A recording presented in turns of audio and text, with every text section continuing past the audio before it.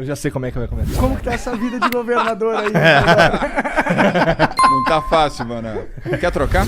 Porra, não, eu tô bem feliz aqui. Não quero, Inclusive, isso é uma dúvida. Pra quê, cara? Pra quê que tu foi entrar nessa daí? Prefeito, governador? Igor, quê? eu gosto do que eu tô fazendo. Aliás, eu trabalho de graça. Acho que você sabe disso. Sei. Monarca também. Tudo que eu recebo, eu tenho que receber, porque a lei obriga. Mas no mesmo dia que eu recebo, eu dou para o Fundo Social de Solidariedade. E fazia isso na prefeitura também. Eu fiz uma trajetória de vida, comecei lá de baixo, comecei como office boy, ralando muito, aos 13 anos de idade. E aí, posso contar isso? Não? Claro, Posso? cara, o tempo é seu, vai. Até para contextualizar. É que eu não sei que horas que tu tem que ir embora. Na hora que vocês quiserem. Então, a hora que vocês maravilhoso. mandarem embora. Ih, se deu mal agora. A hora que vocês mandarem embora. Então vai lá. Meu pai foi deputado federal, foi cassado pelo golpe de 64, foi pro exílio. Eu fui também, junto com meu irmão, minha mãe. Isso foi em 1964. Eu era pequenininho, tinha 6 anos de idade. Nós ficamos 2 anos no exílio. Depois eu voltei com a minha mãe e o meu irmão Raul. E nós voltamos porque meu pai já não tinha mais dinheiro para nos sustentar lá fora. Então tivemos que voltar. E aí foi uma fase dura da nossa vida, Monarca, muito dura, porque naquela época as mães não eram educadas para trabalhar, enfim, eram educadas para serem mães. Perguntar para a avó de vocês, Sim. não sei se elas estão vivas, as avós de vocês, elas foram educadas para serem do lar, para serem mães, né? Mulheres, esposas. Então minha mãe voltou, minha mãe não sabia o que fazer e tinha muita dificuldade. Então eu fui trabalhar logo cedo. Aliás, eu nunca esqueço esse número, eu bati em 13 portas. Até que eu lembrei que numa agência de publicidade, onde eu fui bater, foi a 14ª porta que eu fui bater. Só pra não ficar no 13, né? É que o número eu não esqueço. Porque 13 não. Imagina, que alguém... Eu tinha 13 anos, bati em 13 portas, recebi um não sabia fazer nada. Estava pedindo um emprego, olha, faço qualquer coisa. E aí fui nessa agência de publicidade. A agência chama-se, naquela época chamava-se Standard Ogilvy. Hoje ainda existe essa agência, chama-se Ogilvy. Uma boa agência, uma agência americana. Eu lembrei que meu pai tinha trabalhado lá. Eu falei, pô, quem sabe alguém lembra disso? E aí pode ser que por lembrar, de repente alguém, olha, tem uma portinha aqui, dá para você ter algum tipo de trabalho aqui. Deu certo. Eu fui cedinho nessa agência, fiquei esperando abrir a porta da agência. Fui lá às 7h30 da manhã, abriu às 8h, a recepcionista, bati um papão com ela, falei, olha, meu pai trabalhou aqui anos atrás, estou passando dificuldade, minha mãe também, preciso de um emprego, quem que é o diretor aqui? Aí ela, enfim, foi com a minha cara, falou, o diretor aqui chama-se Maurício, mas ele só chega aqui por volta das 9h, 9h30. Falei, não tem problema, posso ficar aqui esperando? Falei, pode, fica aí numa boa, não tem problema nenhum. De fato, ele chegou 9h30, ela, amiga da secretária dele, negociou com ela e ele me recebeu. Nunca mais esqueço desse homem. Aliás, ele era egípcio, chamava-se Maurice Cohen. Quem ajuda você, você nunca esquece. Igor. É verdade. Porque eu tava com muita dificuldade, minha mãe com dificuldade. Eu estava, assim, sabe, naquela dificuldade absoluta. A gente tinha luz cortada em casa, não tinha gás, a gente não comia carne porque não tinha dinheiro para comprar carne. Então, eu precisava muito do emprego. E esse egípcio me recebeu, foi super amável comigo. Ele lembrava do meu pai, ele não conheceu o meu pai, mas ele lembrava, ele sabia que meu pai tinha trabalhado nessa agência, tinha sido diretor dessa agência. Eu expliquei para ele o que estava acontecendo comigo, com a minha mãe. Ele se sensibilizou, ele falou, olha, exatamente hoje, eu não tenho nada para te oferecer, mas eu vou ver e quero te dizer o seguinte, a primeira oportunidade que se ajuste a você, porque eu estou vendo que você não tem nenhuma formação. Eu falei, não tenho realmente, tenho vontade. E disponibilidade para trabalhar e muito. Então, você tem um telefone de contato? Eu já tenho do vizinho. Não tinha um telefone em casa, mas tem o da vizinha de cima. Você deixa um recado da tua secretária, eu sou avisado e eu venho aqui. Bom, então, uma semana recebi o recado. Eu fui lá e ele cumpriu a palavra. Aí ele me recebeu de novo e disse, olha, você vai começar com um estágio aqui, porque você precisa aprender a fazer alguma coisa, mas é um estágio que você vai ter pelo menos o lanche e vai ter para comprar o passe do ônibus. Naquela época era o passe do ônibus, da CMTC. Eu falei, eu topo, não tem problema nenhum. Eu comecei, 10 dias depois, ele veio e falou, você vai ganhar um emprego. Eu comecei como boy interno da agência. Eram 3 casas na Alameda Santos, então tinha que levar coisa de uma casa para outra casa, da outra casa para cá, etc. Mas enfim, era um salário, meu primeiro registro profissional na carteira azul, Igor, foi nessa agência de publicidade. Essas coisas é que nem o primeiro sutiã. Você nunca esquece. Porque você lembra, eternamente. Nunca mais vou esquecer desse homem que me ajudou. Ele já faleceu até. Nunca mais vou esquecer desse primeiro emprego. Nunca mais vou esquecer desse primeiro registro. Eu precisava muito desse salário para ajudar minha mãe. E aí eu tinha 13 anos de idade. Trabalhava de dia, estava de noite numa escola pública, a escola professora Marina Sintra, na Rua da Consolação, esquina com Antônia de Queiroz. A escola está lá até hoje. Sou muito grato a essa escola também, porque ela me preparou, fiz 3 anos nessa escola. E aí, com esse dinheiro, eu conseguia, ficava com 15%, 15%, 20% do que eu ganhava, era o equivalente a um salário mínimo. E o resto dava para minha mãe, que precisava muito. Então, aquilo foi uma coisa que me mexeu muito comigo, mudou muito a minha vida. E aí, a partir dali, eu comecei a trabalhar. E eu era muito empenhado, eu tive essa dedicação, dedicado ao trabalho. Chegava muito cedo, era o último a sair, trabalhava no almoço, porque tinha o sanduíche, se você ficasse trabalhando na hora do almoço, tinha direito ao sanduíche e a um suco. Para quem tinha dificuldade para ter comida em casa, um sanduíche e um suco fazia a diferença.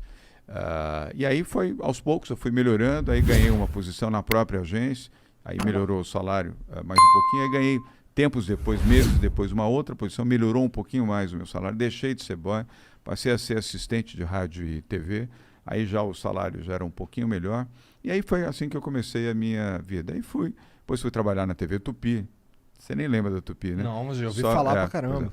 Que foi uma emissora de televisão que existiu, foi uma emissora líder, antes da Globo foi a Tupi. Eu trabalhei lá. Chacrinha. Isso, a Chacrinha trabalhou lá, exatamente.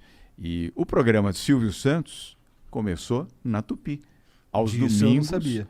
O programa de Silvio Santos era aos domingos. O domingo era do Silvio Santos na rede Tupi de televisão. Chacrinha, novelas importantes. Muito tempo depois que veio a. Aí tu já estava uns 20 anos, talvez? Não, antes. Eu comecei com 13, eu fui para Tupi com 17. 17 anos. Cara, você começou bem novo a trabalhar, né? 13 anos. Muito, né? comecei com 13. Sim. Eu fui para Tupi há 16 para 17 anos. Né?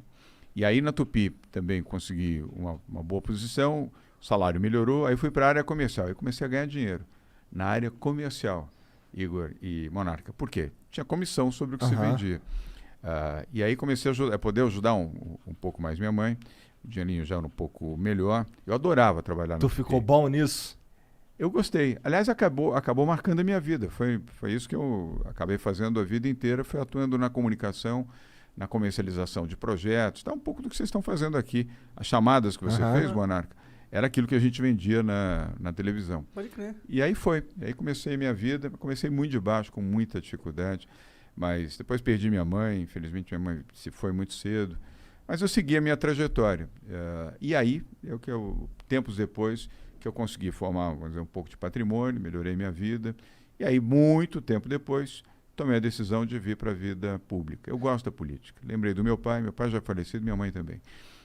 Lembrei do que ele fez, falei, vou homenagear meu pai, vou homenagear meu país, eu gosto do Brasil, eu quero ajudar, se eu puder ajudar. Como eu ganhei dinheiro, fiz um patrimônio razoável, falei, eu vou ajudar.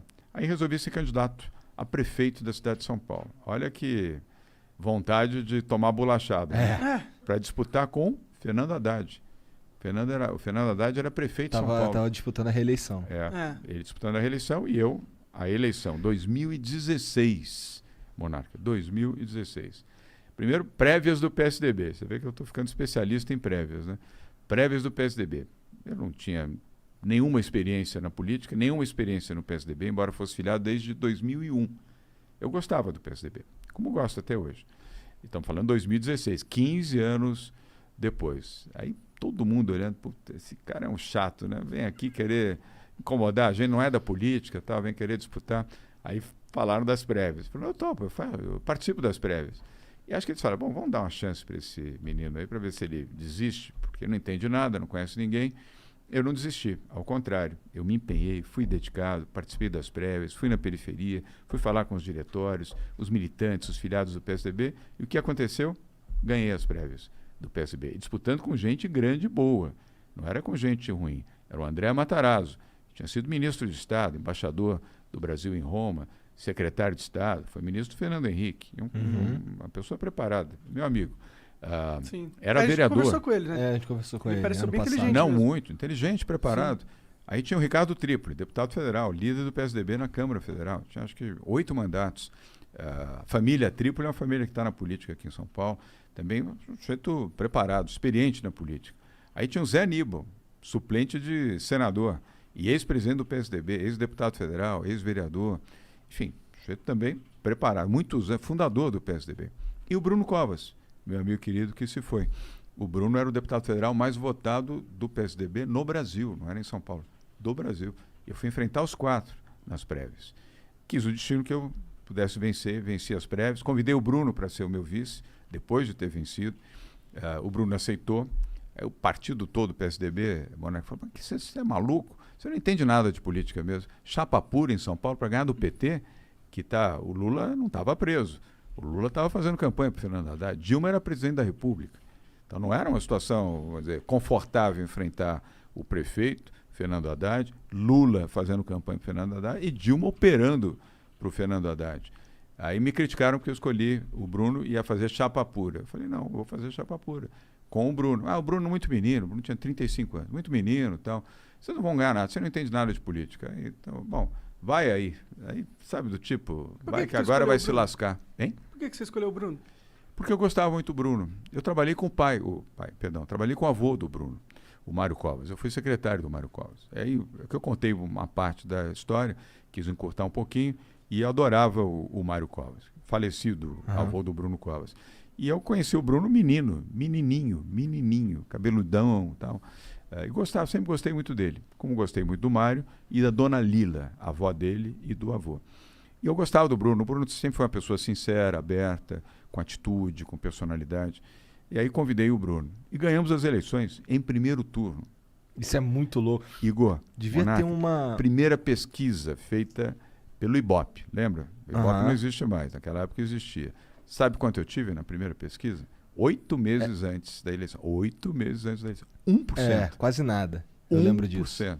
Totalmente desanimador, né? Putz, o cara com 1%. O primeiro era o Celso Russomano, tinha 28%. O segundo era a Marta Suplicy, com 24%. O terceiro era o Fernando Haddad, com 17%. Depois ainda tinha Luiz Erundina, acho que tinha 12%. Depois tinha o falecido Major Olímpio, que era deputado, tinha 6%. E eu estava lá embaixo, na rabeira, com 1%. Nada mais animador, né? Eu falei 28, não. 38 tinha o Russomano.